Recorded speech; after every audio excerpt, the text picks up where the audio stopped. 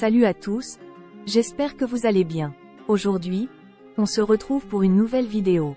C'est le résumé de la série Un amour désespéré dans l'épisode 158. Pour tous ceux qui en ont marre d'attendre, nous allons vous spolier les épisodes sur cette chaîne. Et, les résumés vont aussi vous aider à mieux comprendre la série. Mais, tout avant de commencer, je vous demande de liker et de vous abonner.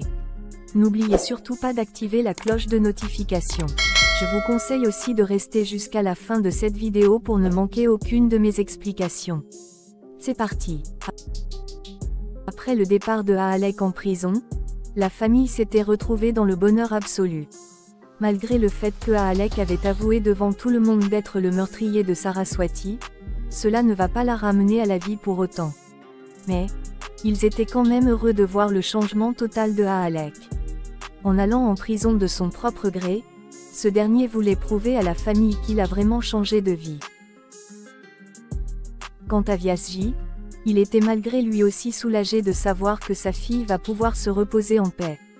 Finalement, les efforts de Chahat pour unir la famille avaient porté fruit. Maintenant, personne ne s'acharne contre elle pour la religion. Comme vous l'avez vu dans l'épisode précédent, Chahat finit par avoir l'amour qu'elle avait tant souhaité de la part de sa belle famille pendant des lustres. Étant belle-fille aînée de la maison, on peut dire que Chahat était devenue le pilier de tout. Pour cette fois, avec la bénédiction de tout le monde. De plus, leurs ennuis étaient enfin loin d'eux pour le moment. Mais, on ne sait pas encore si Alaknanda va réussir à semer la zizanie même étant en prison. Si c'était le cas, on peut dire que Chahat et sa famille vont devoir livrer encore une dernière bataille. Quant à Godambari, sa transformation en une femme aimante et très gentille était vraiment spectaculaire. On avait l'impression qu'elle était complètement inoffensive et sans défense. Mais, quand il s'agit du bien-être de sa famille, elle peut aussi devenir très méchante. Que j'aime bien aussi pour cette fois. Parce que, Godambari finit par consacrer sa vie entière à la famille. Même quand c'était incroyable, mais Godambari ne se plaint plus maintenant des tâches ménagères. Je sais que vous allez poser la question. Où est Jamuna et Kripa? Pour bien vous dire, Jamuna avait complètement perdu la tête dans les épisodes avant. À l'heure qu'il est, personne ne sait s'il était encore en vie ou pas. Mais, j'ai quand même l'impression qu'il va revenir dans la série. Puisque la famille avait laissé leur cauchemar derrière eux, maintenant Neil décide d'agrandir son restaurant et aussi la clinique de sa femme. Quant à Bopu, il avait lui aussi une chance de participer à la croissance économique de la famille afin de retourner sur les rails. Désormais, la famille partage absolument tous les travaux. Quelques mois plus tard, le restaurant de Neil et la clinique de Chahat finissent par faire le buzz dans tous les journaux du pays. Après avoir ouvert un boulanger encore plus grand, la famille commence à faire les louanges de Bopu pour son courage et son dévouement. Mais, ce n'est pas tout. Parce que, Bopu finit lui aussi par agrandir la famille. Jusque-là, Bopu était complètement ailleurs et ne comprenait pas que cela veut dire que Naveli est enceinte de son enfant. Après tant de comédie, Naveli finit par expliquer mot pour mot à son mari qu'il va être papa. Impressionné, Bopu est resté sans voix. À la seconde qui suit, Bopu prend sa femme dans ses bras et commence à verser des larmes de joie. De plus, il commence à courir dans toute la maison aussi pour annoncer la nouvelle au reste de la famille. Sans perdre de temps, on organise déjà un rituel pour Naveli et Bopu qui vont être parents pour la première fois. Chahat était vraiment très contente pour sa sœur. Neil lui, en profite le temps qu'il peut pour demander à sa femme de coucher avec lui afin d'avoir encore des enfants dans la famille. Mais, Chahat frappe son mari et lui dit qu'ils vont encore être parents de l'enfant de Naveli et Bopu. Après tout, c'est eux leur aîné. Quant à Godambari, on avait l'impression que personne ne pouvait l'enlever ce sourire aux lèvres. Finalement, elle a la chance de devenir grand-mère officiellement. Comme dans le passé, Godambari voulait déjà aller se vanter auprès des villageois. Après tout, elle avait de quoi être contente pour un bon moment. À quelques mois de grossesse seulement, on interdit déjà à Naveli de faire quoi que ce soit dans la maison. Pour devenir un bon père, Bopu décide de prendre la responsabilité de toutes les tâches qu'avait l'habitude de faire sa femme dans la maison. Mais, c'était hors de question pour Chahat. Alors, Cette dernière décide plutôt de s'occuper de sa sœur à partir de maintenant. Mais Godambari aussi voulait prendre cette même responsabilité. À la seconde qui suit, une dispute éclate entre eux, juste pour savoir qui va s'occuper de Naveli à partir de maintenant. Voyant tout ça, les enfants décident de prendre la main de Naveli et partent avec elle dans leur chambre. Puisqu'ils n'arrivent pas à s'entendre, les enfants aussi décident de s'occuper de leur tante. Jusque-là, ils ne peuvent rien y faire. Arrivés dans la chambre, Shlok prépare déjà des jouets afin d'accueillir le bébé de Naveli. Mais Dua finit par trouver son frère vraiment très idiot en pensant avec tout ça. Malgré tout, il n'y avait pas vraiment une différence entre les enfants et les adultes. Parce que, une dispute finit aussi par s'éclater entre Shlok et Dua. D'un côté Shlok souhaite que c'est un garçon, de l'autre côté Dua souhaite que c'est une fille. De plus, Dua pense même qu'elle va être aussi intelligente qu'elle. À la grande déception de Shlok. Puisque c'était comme ça, Naveli finit par décider de s'occuper d'elle-même. Parce que, il n'y avait pas une seule personne qui ne dispute pas dans la maison à l'heure qu'il est. Plus tard, Bopou apporte à manger à sa femme afin de calmer sa colère. En suivant les instructions de Chahat, Bopou finit par calmer Naveli sur le premier coup. En dépit de tout, Naveli pense que c'était par amour que sa famille faisait tout ça. Mais elle voulait quand même les empêcher de disputer. Le lendemain matin, Chahat se lève de très tôt afin de faire à manger pour Naveli. De plus, c'était des repas très spéciaux. Quand soudain, on frappe à la porte. En allant ouvrir la porte, Chahat finit par avoir le souffle coupé de voir que c'était Jamuna. Pour une surprise, on peut dire que ça en est une. En dépit de son absence depuis tout ce temps, on avait l'impression que Jamuna avait aussi toute sa tête. À l'arrivée de Godambari, cette dernière s'évanouit sur le sol en voyant son mari. Et ça, même Naveli aussi a failli piquer une crise cardiaque. Sans perdre de temps, on emmène Godambari dans sa chambre. Après qu'être soignée par un docteur, elle commence à s'en remettre de mieux en mieux. Pendant ce temps, Naveli commence à se torturer sachant qu'elle était responsable de la disparition de son père pendant tout ce temps. De plus, elle n'arrête pas de dire qu'elle l'avait déshonoré. Touchée, Jamuna finit par prendre sa fille dans ses bras pour lui donner sa bénédiction. Le plus beau, c'est que Jamuna finit aussi par pardonner l'erreur de sa fille. En un claquement de doigts, la belle petite famille à l'époque finissent par se réunir. À la seconde qui suit, Naveli présente Bopou à son père étant son mari et aussi le futur père de son enfant. Voyant à quel point Naveli était fier et heureux, Jamuna ne perd pas de temps aussi pour donner sa bénédiction à Bopou. À peine revenir dans la maison, il apprend qu'il va être grand-père. Après tout, c'était pas vraiment étonnant puisque Jamuna avait quitté la maison déjà pendant 8 ans. Mais, il n'avait aucun souvenir de ce qui s'était passé pendant ces 8 dernières années. Au même moment, on apprend que Jamuna était hospitalisée dans un centre psychiatrique dans le nord du pays pendant tout ce temps. Parce que, après avoir quitté la maison pour les mauvaises décisions de sa fille, Jamuna avait complètement perdu les pédales. Par la grâce du ciel, il s'était finalement rétabli. Alors, les responsables du centre psychiatrique avaient tout simplement décidé de laisser Jamuna partir. Après avoir expliqué toute l'histoire à la famille, Jamuna s'effondre en larmes. En dépit de tout, Vyachi était vraiment très heureux aussi de revoir son frère. Il lui donne sa bénédiction sur le champ pour lui souhaiter un bon retour dans la maison. Mais Godambari ne s'en remet toujours pas. De plus, elle en veut encore Jamuna de l'avoir abandonnée de cette façon comme si elle était veuve. Coincée, Jamuna ne sait plus quoi dire à sa femme pour faire disparaître sa colère. Mais on avait l'impression que Nil et Chahat préparent déjà un plan pour aider Jamuna. Quelques minutes après, Naveli apporte à manger à son père. En dégustant les repas, Jamuna commence à féliciter sa fille pour les délices. De plus, c'était comme si elle savait encore tous ses plats préférés. Et ça, sans savoir que les repas ont été préparés par Godambari en personne. Malgré tout ça, Godambari refuse encore de causer avec Jamuna. Alors, Chahat et Nil décident tout simplement d'activer la formule numéro 39 pour les réconcilier. Et ça, avec l'aide de Bopou et Navéli aussi. Après tout ce temps, cette famille finit par avoir une chance d'être heureux sous le même toit. Nil ne voulait en aucun cas aussi perdre ça. En partageant la vie de son mari, Shahat se donne à 100% aussi pour réconcilier sa nouvelle mère avec Jamuna. Plus tard dans la nuit, Shahat décide de faire du chantage émotionnel à Godambari afin de l'amadouer pour que son plan fonctionne. De plus, Godambari ne pouvait pas non plus refuser Shahat, parce que, elle l'avait promis déjà de rester sage afin d'attendre le retour de Jamuna. On apprend aussi que la raison pourquoi Godambari était en colère contre Jamuna, c'était le fait qu'il avait mis encore trop de temps pour venir à la maison. Parce que, Nil l'avait déjà contacté depuis des mois pour venir. À force de l'attendre encore pendant un bon moment, Godambari avait perdu espoir. Pour bien vous dire, Nil aussi pensait que Jamuna n'allait pas revenir.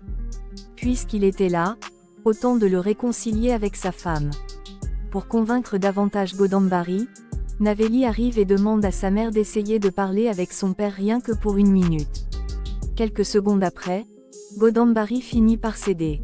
Alors, la famille organise un dîner romantique pour Jamuna et Godambari dans la maison. Après un long moment d'attente, cette dernière arrive auprès de son mari.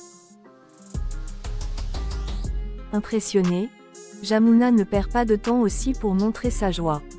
Malgré le fait d'être un peu en colère, Godambari n'arrête pas non plus de rougir en présence de Jamuna. De plus, son visage était vraiment très rayonnant. Et on avait l'impression que Godambari était redevenue une adolescente amoureuse. Pour se justifier, Jamuna commence à se torturer le fait qu'il n'avait pas eu assez de courage pour faire face à sa femme depuis tout ce temps. De plus, c'était vraiment très lâche de sa part d'abandonner sa famille à cause d'une situation difficile. Après tant parler, les deux amoureux finissent par dissiper leurs doutes. À la seconde qui suit, ils commencent à éclater de rire et aussi jouer ensemble. Quand soudain, on remarque la présence de la famille entière qui était eux aussi dans les parages à observer. Par un malchance, Nil finit par faire tomber les rideaux. Puis boum! Jamuna et Godambari finissent eux aussi par voir qu'ils étaient en train de les espionner. En dépit de tout, c'était vraiment beau de voir la famille se soutienne entre les uns les autres. Puisqu'il n'y avait que l'absence de Kripa, Nil décide tout simplement d'aller la chercher pour passer quelques jours avec eux dans la maison. De plus, son école l'avait tout juste donné congé. Ailleurs, on remarque la présence de Alaknanda dans sa cellule complètement brisée. Le pire, c'est qu'elle n'arrête pas aussi de se faire harceler par des autres détenus en prison. De l'autre côté, Alek avait décidé de méditer jour et nuit dans sa cellule afin de se repentir de ses péchés. Jusqu'à ce que le Tout-Puissant décide, Alek se promet de ne pas abandonner. Le lendemain matin, Nil arrive à la maison avec Kripa. Étant très content, Vyaschi ne perd pas de temps pour donner sa bénédiction à sa petite fille. C'était aussi le sosie parfait de Saraswati. De plus, Kripa lui rappelle énormément cette dernière. À la seconde qui suit, Shlok et Dua accompagnent leur cousine et l'emmènent avec eux dans la chambre. Quant à Dua, elle avait aussi trouvé une complice à part son frère jumeau dans la maison. Au même moment, Ghazala et la grand-mère de Shahat arrivent dans la maison. Choquée, la famille était déjà sur leur garde pensant qu'elle était là que pour créer un scandale. Mais, ils finissent par être choqués de voir que c'était totalement le contraire. Parce que, Ghazala aussi avait réussi à libérer l'amertume qu'il y avait dans son cœur. Jusque-là, les personnes qui étaient en train de se sauter à la gorge pour la religion se sont réconciliées. Parce que, la religion universelle était tout simplement l'humanité. À part d'être une extraterrestre, tout le monde a le droit d'avoir un bon comportement envers l'autre peu importe sa croyance. Après qu'être réconcilié avec la famille de Shahat, Vyaschi en profite pour les demander de rester dans la maison. Mais, c'était juste une visite de courtoisie. Parce que, Ghazala et la grand-mère de Shahat étaient tout juste sur le point de retourner à Dubaï. Avant de partir, Nil et Shahat en profitent pour les prendre dans leurs bras pour leur souhaiter un bon voyage. Ailleurs, on remarque la présence des policiers en train de changer à Alek de cellule. Choqué, ce dernier n'arrivait pas non plus à savoir pourquoi, quand soudain, Alek finit par tomber exactement dans la même cellule que Agam. En se rappelant de ce qu'il avait fait pour se retrouver en prison, Ahalek pense que Agam va en profiter pour se venger de lui. Alors, Ahalek en profite le temps qu'il peut pour présenter des excuses à Agam de l'avoir entraîné dans ce pétrin. De plus, il l'avait forcé à faire des trucs dans le passé contre son gré pour arriver à ses fins. À la seconde qui suit, Agam commence à s'approcher de Ahalek. Frustré, ce dernier pense qu'il allait le gifler. Mais c'était totalement le contraire de ce que pensait Ahalek. À force de rester en prison déjà pendant très longtemps, Agam avait passé la majorité de sa vie à réfléchir. Maintenant, il était aussi devenu un homme nouveau que Ahalek lui-même. Parce que, Agam ne boit pas une seule goutte d'alcool depuis lors. De plus, Agam pense aussi qu'il mérite d'être puni d'avoir tué Sahil. Ailleurs, on remarque la présence des enfants en train de jouer à cache-cache dans la maison. Avec la présence de Kripa, ils étaient tous très comblés aussi. Quelques mois plus tard, Naveli finit elle aussi par mettre au monde des jumeaux. Et ça, exactement comme Shahat. Une fille et un garçon. Encore une fois, la famille ont eu la chance d'être heureux avec les cris de ses enfants dans la maison. Quant à Godambari et Jamuna, ils avaient eux aussi la chance de partager le bonheur d'être grands-parents. Quant à Shahat et Nil, ils vont eux aussi trouver leur bonheur quand ces enfants vont les appeler oncle et tati. Sans perdre de temps, on organise déjà une prière afin d'accueillir les nouveau-nés dans la maison. Puisque Vyaschi avait récupéré son poste de grand prêtre, ce sera avec tous les honneurs pour cette fois. Le plus beau, c'est que le prêtre en chef était aussi présent pendant les rituels. Après avoir terminé avec les rituels, on fait entrer Naveli et Bopu dans la maison accompagnés de leurs enfants. De plus, Macharia en profite lui aussi pour leur donner sa bénédiction. Puisque la famille était nombreuse, Nil avait décidé d'agrandir aussi la maison. En même temps, on ne sait pas encore s'il avait un plan avec Shahat aussi pour créer leur équipe de foot. Puisqu'il est de la famille, Bopu décide lui aussi de participer à l'agrandissement de la maison financièrement. Après tout, ses enfants aussi vont en avoir besoin d'espace dans la maison. Le lendemain matin, on commence déjà avec les travaux dans la maison. De plus, le manoir était devenu de plus en plus énorme. Étant dans la joie et la prospérité, tous les membres de la famille finissent par collaborer aussi pour les travaux. 2 mois plus tard, le manoir était déjà prêt. Alors, Nil en profite pour l'inaugurer sur le champ. Comme dans le passé, Shlok et Dua prend le devant pour l'inauguration. Cette fois-ci, ils avaient Kripa aussi à leur côté parce que c'était eux les aînés parmi les autres enfants. Après avoir accompli les rituels, Nil en profite pour faire une photo avec toute la famille comme souvenir. Depuis ce jour, Nil et sa famille étaient tout le temps très heureux. Fin de l'histoire. Pour bien vous dire, cette histoire est un script créé par mon imagination. Et ça, juste pour refléter quelques actions qui pourraient avoir lieu si on décide de créer la saison 2 de la série. Mais, la série Un amour désespéré s'achève exactement dans l'épisode 157. J'avais décidé de mettre une épisode 158, juste pour avoir le temps de discuter ensemble et aussi partager vos avis pour savoir si vous avez aimé les leçons. Parce que, dans la vie il faut savoir aussi respecter la foi des autres. Parce que, avant tout on est humain. Du moment qu'on a aussi 2 pieds et 2 mains. On doit appliquer la tolérance et aussi apprendre à respecter la vie des autres. Parce que, personne n'est supérieur à un autre. Pour le prouver, la mort en est la preuve. Puisqu'on réfléchit tous différemment, je veux que vous tous ici présents sur la vidéo partagent vos avis en commentaire. Comme vous pouvez le voir, c'est ouvert à chacun d'entre vous. Du moment que vous vous respectez ainsi que les autres, vous pouvez parler librement.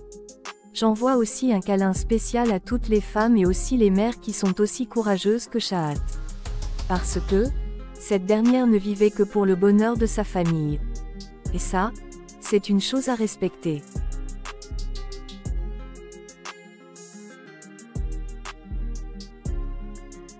Si vous êtes arrivé jusqu'ici, c'est sûr que vous avez aimé la vidéo.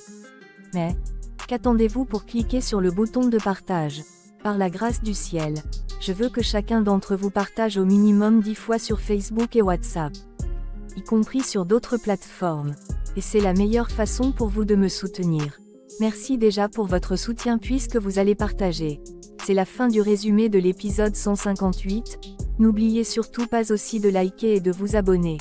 À la prochaine pour une nouvelle vidéo. Je vous aime beaucoup. Et merci d'avoir resté jusqu'à la fin de cette vidéo. Vous pouvez aussi me contacter sur WhatsApp mes super fans.